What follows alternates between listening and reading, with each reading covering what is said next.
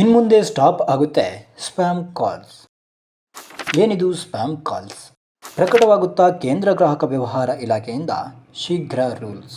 ವೀಕ್ಷಕರೇ ಪ್ರಣಾಮ, ವಿಶ್ವ ಪ್ಲಸ್ ಟಿವಿಗೆ ಸ್ವಾಗತ. ವೀಕ್ಷಕರೇ, 21ನೇ ಶತಮಾನದಲ್ಲಿ ಆಗುತ್ತಿರುವಂತಹ ಬೆಳವಣಿಗೆಯಿಂದ ತಂತ್ರಜ್ಞಾನದಿಂದ ಅಸಾಧ್ಯವೆಂಬುದು ಈ ಭೂಮಿ ಮೇಲೆ ಯಾವುದೂ ಇಲ್ಲವೇ ಇಲ್ಲ. ಅಷ್ಟರ ಮಟ್ಟಿಗೆ ಮನುಷ್ಯ ತನ್ನ ಬುದ್ಧಿವಂತಿಕೆಯಿಂದ ಆವಿಷ್ಕಾರಗಳನ್ನ ಮಾಡುತ್ತಾ ಮುಂದೆ ಸಾಗ್ತಾ ಇದ್ದಾನೆ. ಈಗಂತೂ ಹುಟ್ಟಿದ ಮಗುವಿನಿಂದ ಹಿಡಿದು ವಯಸ್ಸಾದ ಹಿರಿಯರ ತನಕ ಪ್ರತಿಯೊಬ್ಬರ ಬಳಿಯೂ ಜಂಗಮವಾಣಿ ಇದ್ದೇ ಇದೆ. ಈಗ ತಾನೇ ಹುಟ್ಟಿದ ಮಗುವನ್ನ ಸಮಾಧಾನ ಮಾಡಬೇಕೆಂದ್ರೆ ಮೊಬೈಲ್ ಆನ್ ಮಾಡಿ ತೋರಿಸಿದ್ರೆ ಸಾಕು, ತನ್ನ ಹಠ ನಿಲ್ಲಿಸಿ ಮೊಬೈಲ್ ನೋಡುತ್ತಲೇ ಉಲ್ಲಸಿತ ಮೂಡ್ ಪಡೆಯುತ್ತೆ. ಇಂತಹ ಜಾದು ಮಾಡುವ ಜಂಗಮವಾಣಿಯಿಂದ ನಾವು ಇರುವ ಜಾಗದಿಂದಲೇ ಭೂಮಿಯ ಯಾವುದೇ ಮೂಲೆಯಲ್ಲಿರುವ ವ್ಯಕ್ತಿಯನ್ನ ಸಂಪರ್ಕಿಸಬಹುದು.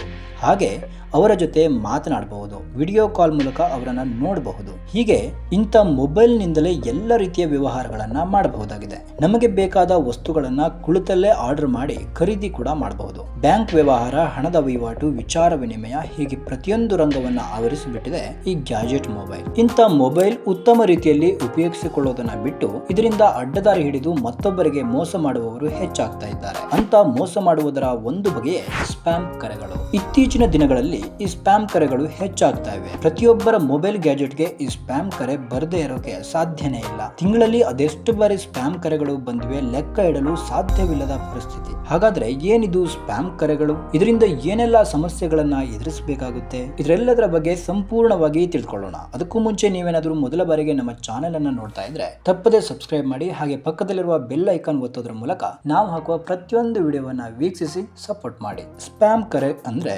ಅಸಂಬದ್ಧ ಕರೆಗಳು ಮತ್ತು ಮಾರ್ಕೆಟಿಂಗ್ ಉದ್ದೇಶಗಳಿಗಾಗಿ ಹಾಗೆ ಇತರ ಉದ್ದೇಶಗಳಿಗಾಗಿ ಪದೇ ಪದೇ ಬರುವಂತಹ ಕರೆ. ಇಂಥ ಸ್ಪ್ಯಾಮ್ ಕರೆಗಳಿಂದ ಉಪಯೋಗಕ್ಕಿಂತ ಕಿರಿಕಿರಿಯೇ ಹೆಚ್ಚಾಗ್ತಾ ಇದೆ. ಇದರಿಂದ ಗ್ರಾಹಕರಿಗೆ ಬರೋ ಕೋಪ ಅಷ್ಟಿಷ್ಟ ಅಲ್ಲ. ಸ್ಪ್ಯಾಮ್ ಕರೆಗಳನ್ನ ಮಾಡೋರಾದ್ರೂ ಸಿಕ್ಕಿದ್ರೆ ಅವರಿಗೆ ಹೊಡೆಯುವಷ್ಟು ಕೋಪ ಬರುತ್ತೆ. ಯಾಕಂದ್ರೆ ಯಾವುದೇ ಒಂದು ಇಂಪಾರ್ಟೆಂಟ್ ಕೆಲಸ ಮಾಡುವಾಗ ಇಂಥ ಕರೆ ಬರ್ತಾ ಇದ್ರೆ ಕೆಟ್ಟ ಕೋಪ ಬರುತ್ತೆ. ಆದ್ರಿಂದ ಅವುಗಳನ್ನು ತಪ್ಪಿಸೋದು ಹೇಗೆ ಅಂತಾನೆ ಚಿಂತೆ ಮಾಡ್ತಾ ಇರ್ತೇವೆ. ಅದಕ್ಕೂ ಮುಖ್ಯವಾಗಿ ಅತಿ ಹೆಚ್ಚು ಸ್ಪ್ಯಾಮ್ ಕರೆ ಮಾಡಿದ ದೇಶಗಳ ಪಟ್ಟಿಯಲ್ಲಿ ಭಾರತ 4ನೇ ಸ್ಥಾನದಲ್ಲಿದೆ ಅಂತ ಟ್ರೂ ಕಾಲರ್ ಹೇಳ್ತಾ ಇದೆ. ಟ್ರೂ ಕಾಲರ್ ನಂತಹ ಥರ್ಡ್ ಪಾರ್ಟಿ ಅಪ್ಲಿಕೇಶನ್ಗಳು ಸ್ಪ್ಯಾಮ್ ಕರೆಗಳನ್ನ ನಿರ್ಬಂಧಿಸುತ್ತವೆ.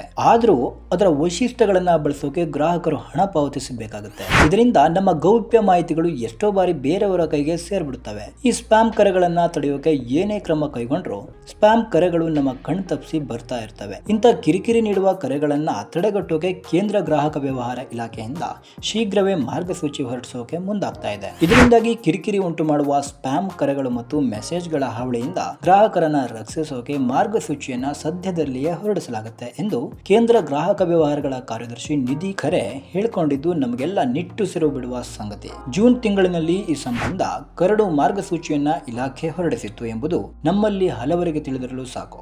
ದೂರವಾಣಿ ಸಂಪರ್ಕ ಕಂಪನಿಗಳ ಪ್ರತಿನಿಧಿಗಳು ಸೇರಿದಂತೆ ಸಂಬಂಧಪಟ್ಟ ಎಲ್ಲ ಇಲಾಖೆಗಳ ಜೊತೆ ಸಮಾಲೋಚನೆ ಮಾಡಲು ಇಷ್ಟು ಸಮಯ ಹಿಡಿದಿದೆ ಅಂತೆ. ಈಗ ಎಲ್ಲ ಮಾಹಿತಿ ಕೂಡಿ ಹಾಕಲಾಗಿದ್ದು ಬೇಗನೆ ಇದಕ್ಕೆ ಮಾರ್ಗಸೂಚಿ ತರಲು ಕೇಂದ್ರ ಗ್ರಾಹಕ ವ್ಯವಹಾರಗಳ ಇಲಾಖೆ ಸನ್ನದ್ಧಗೊಂಡಿದೆ. ಸರ್ಕಾರ ಸ್ಪ್ಯಾಮ್ ಕರೆಗಳನ್ನ ಯಾವ ರೀತಿ ನಿಯಂತ್ರಿಸುತ್ತೆ ಎಂದು ಕಾದು ನೋಡೋಣ. ಇದರ ಜೊತೆಗೆ ಗ್ರಾಹಕರಾದ ನಾವು ಸಹ ನಮ್ಮ ಮೊಬೈಲ್ಗೆ ಕರೆಗಳು ಬಂದಾಗ ಸ್ಪ್ಯಾಮ್ ಎಂದು ನಮ್ಮ ಮೊಬೈಲ್ ಸ್ಕ್ರೀನ್ ಮೇಲೆ ಕಾಣಿಸುತ್ತೆ. ಇಲ್ದಿದ್ರೆ ಕಾರ್ ಚಲಿಸುವ ಹಾಗೆ ನಮಗೆ ಕಣ್ಣಿಗೆ ಕಾಣಿಸುತ್ತೆ. ಹಾಗಾದ್ರೆ ಅದನ್ನ ಗಮನಿಸಿ ಅಂತ ಕರೆಗಳನ್ನ ಅಟೆಂಡ್ ಮಾಡದೇ ಇರುವುದು ಉತ್ತಮ.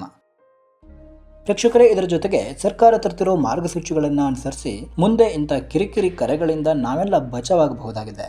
ಈ ಮಾಹಿತಿ ಬಗ್ಗೆ ನಿಮಗೆ ಏನನ್ನಿಸ್ತು ಎಂದು ಕಾಮೆಂಟ್ ಮಾಡಿ ತಿಳಿಸಿ. ನಮಸ್ಕಾರ.